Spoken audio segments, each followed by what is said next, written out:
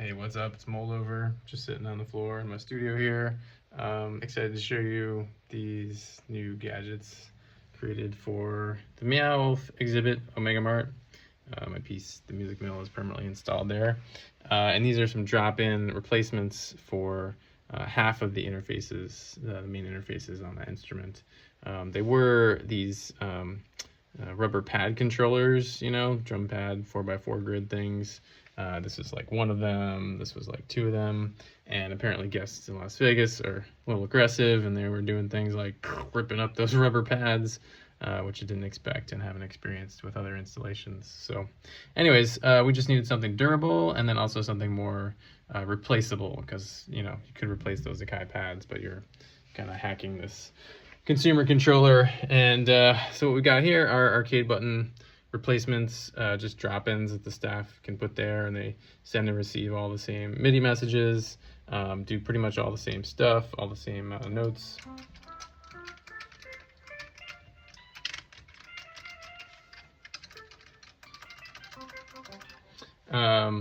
One downside is there's no velocity sensitivity in these buttons. That's just not a thing. So there's a little bit of expressivity lost. So I did add some randomization to the velocity output from these, but yeah, it's kind of modest. So anyways, most people wouldn't notice that. But what you do notice is it's simpler. This used to be 2 panels and now it's 1. This used to be 2 panels and now it's 1. The steel is a little bit thinner to make it more manageable and less heavy, and doesn't need to be as thick as it was. I was using the same gauge steel as the whole sculpture was built from for simplicity, but now I can make these thinner.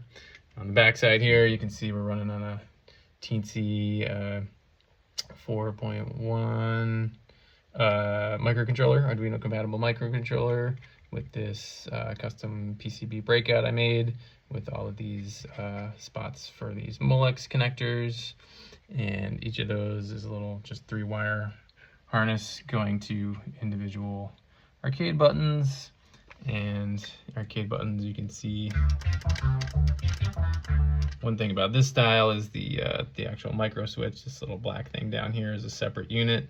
So those are rated for something like 10 million presses or whatever, but Omega Mart gets a lot of presses over the years, a lot of visitors. So these are the component that will eventually get swapped out, but there's these nice quick disconnect connectors on there on each harness. So when these eventually wear out, those can be much more easily replaced than the Akai controllers, and they're a lot more durable to begin with.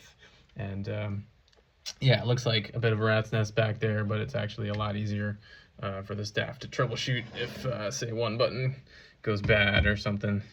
It's a lot easier to deal with.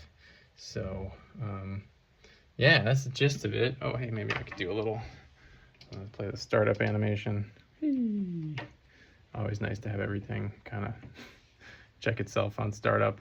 So added that too. But yeah, otherwise they're just doing what they did in the installation before, but they're a lot more durable and repairable, and they still have that same black on red look.